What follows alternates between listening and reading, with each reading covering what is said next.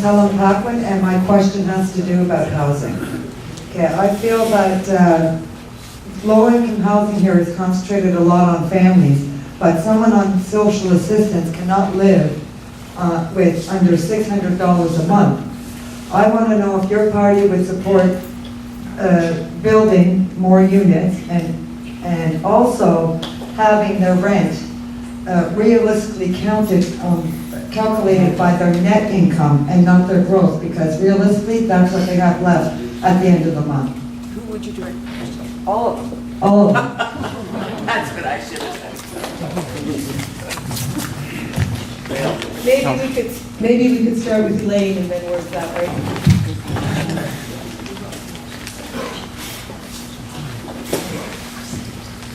Thank you. It's an appropriate question. I'm the chair, actually, at the moment of Cornwall Area Housing, and I know my colleague Mark McDonald was the chair before me. So we are acutely aware of the fact that there's a 4-year backlog. There's a wait list to access affordable housing in Cornwall and SD&G. For some 20 years, when governments were fighting deficits on the backs of the poor, they stopped investing in affordable housing. And so now what we have to do is some mighty catching up. And we're committed to doing that. And we're committed to making sure that rents are fair. Currently, people, so many thousands of people who spend more than 50% of their income on housing aren't even on those lists. They don't even qualify for affordable housing. So the situation is really desperate, and we do intend to address it. We intend to invest heavily in the construction of more affordable housing units.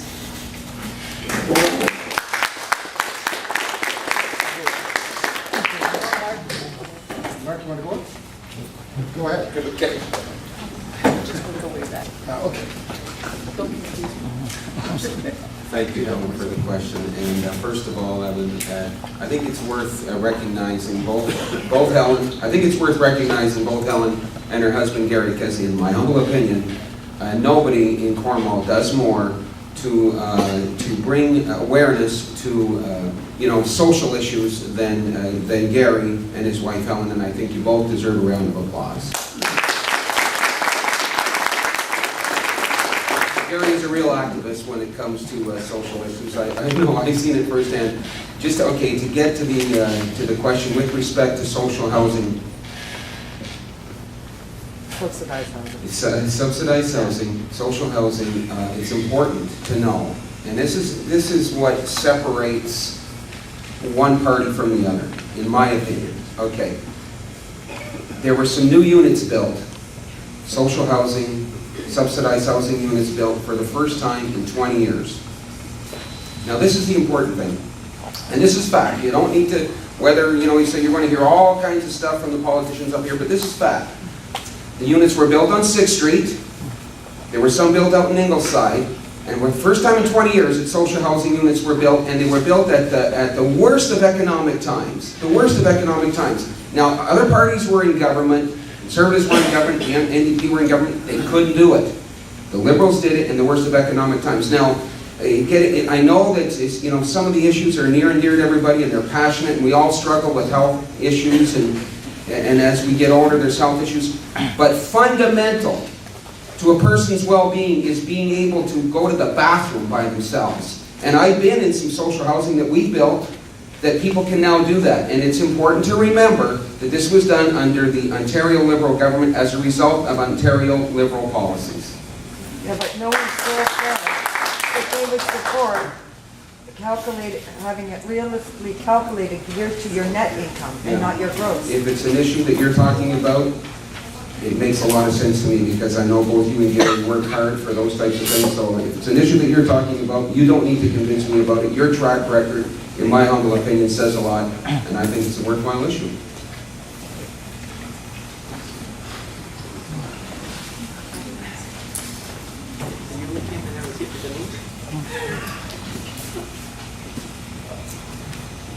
Thank you for that question. Affordable housing is a difficult question, for sure. Governments have to do a better job at it. And I guess I take a little offense talking about the worst of times. The previous government, for 2/3 of the mandate, had the best of times. Yes, in 2008 we had a downturn. But from 2003 to 2008, things were not so bad in Ontario. But saying that, we have to get Ontarians back working. There's 500,000 people in Ontario that are unemployed. And 95% of the people in Ontario work for small business. So we're looking at getting these people back working and getting the money into the system so we can afford people that really need social help. Because there are some people that need it, and it is something that with our population and our economy should be able to afford. But first of all, part of that solution is getting people working again. Sarah's are cutting down. You didn't answer my question.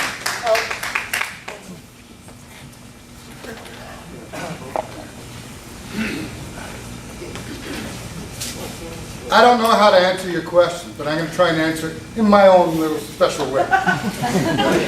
You're waiting for housing, right? You're I'm wait- in housing, but You're waiting for mine housing for, is- the way it's calculated is geared to your net income. And when okay, those but you're paying still, the surtax- key word is waiting for housing. Weren't we waiting I for? have housing. Well, good for you. I have housing too. Good for you. I pay cash for my house. Good for you. Waiting for housing, waiting for health, waiting for any services. What's next? Waiting for food? Tell me, how long is the list for waiting to pay your taxes? It's very, very short. If you don't pay your taxes, you're intimidated by the government. So, to finance all of those goods, you have taken the initiative to raise the issue. What you have to do is get the community to find solutions. Asking government to provide solutions for people doesn't work. Just look at the history. It does not work. All the questions that are tonight are about money and people finding solutions by asking the government for solutions. The government provides problems, not solutions. You hold the solutions. Bring them up. Excuse me, but you had the loony and the toonie? Yep. You're doing good because my pockets are empty. Sorry, there's another money question. My name is Gary Summer. I'm a local poverty activist and a homeless advocate. And my question for all members is, if you were elected as our member of provincial legislature, how will you and your party ensure that Ontario's income security programs provide enough support for people to meet their basic needs for housing, food, transportation, clothing, and other day-to-day expenses? Right on. Following. Who would like to come first? I will.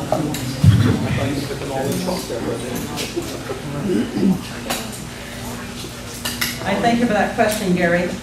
And having thought a great deal about poverty and belong to a few organizations, one including with you that works on poverty, I'd like to say that our party, I feel, has some concrete plans. You know that there is at the moment a commission of inquiry being conducted around the province. I think it's in its second year, and it's got one more year to run, with Linear Shape and Francis Lankin doing the investigating, and they'll soon report to the government. They have to the final reporting by 2012. And the NDP is committed to adopting the recommendations that are going to come out of that report. That report has identified over 800 rules, for example, that govern the way people can access support programs that should be given freely to people in need. People who are on Ontario disability support systems are condemned literally to a life of abject poverty, and I say abject poverty. And the reason for it is because the government feels that they have to keep people on Ontario Works and people on disability badly paid enough so that they will want to work. Well, believe me, people want to work. And unfortunately, when they do, the disincentive is that 50% of their ODSP is forfeited, often forfeiting at the same time benefits to family members like medications and that sort of thing. So what we have here is a problem.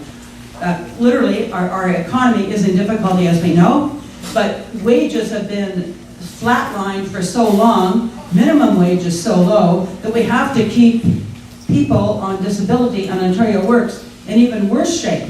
And that's cruel. So we will adopt the recommendations of the commission as they bring them forward, and we're also going to raise minimum wage. So we won't be artificially punishing people who are on disability just to make sure that they don't do as well as somebody who's got a full-time job, even when the person on the full-time job is not even surviving.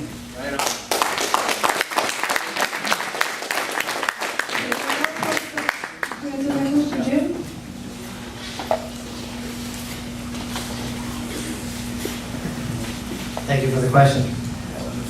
There's no easy answer to this. There's a number of solutions, and they're all expensive. Part of it is public health, improving public health so that some of the issues we have are taken care of before they happen. It's easy to say we'll increase corporate taxes or increase minimum wage. Unemployment is starting to skyrocket because we're not competitive anymore. And in this room, there's two pieces of articles, one made in Canada that's worth more than one made in the US or China. Unfortunately, we're going to become an economy where we buy the cheapest products. So by driving up costs, we're only making the problem worse. What we have to do is start getting rid of the things that the waste, the abuse, fraud in the system, and then that's the only way we'll have money left to cover the needs of the people that really need it. And some of those needs are education, making sure that people that are disenfranchised today have the chance to get out of those problems where they can. Some of it is job creation. I mean, this is a multifaceted solution that's not easy to solve, but the answer is not just taxing people anyway, because you're going to drive more unemployment and more problems.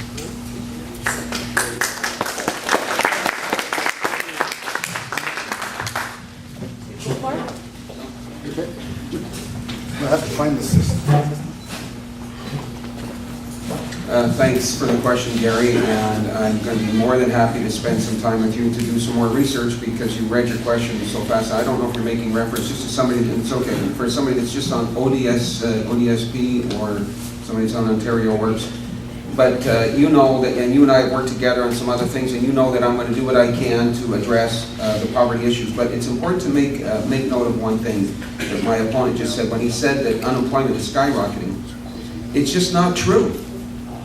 It's not true. Well, I mean, Statistics Canada, well, you can shake your head if you want, but Statistics Canada says that Ontario created more jobs in 1 month than the rest of Canada and the United States put together. So to listen to some false claims, it's just not true. Anyways, to get back to the question, Gary, I'm more than happy, and you know how hard I work to try and help you address issues, and I'd be more than happy to work with you on this issue.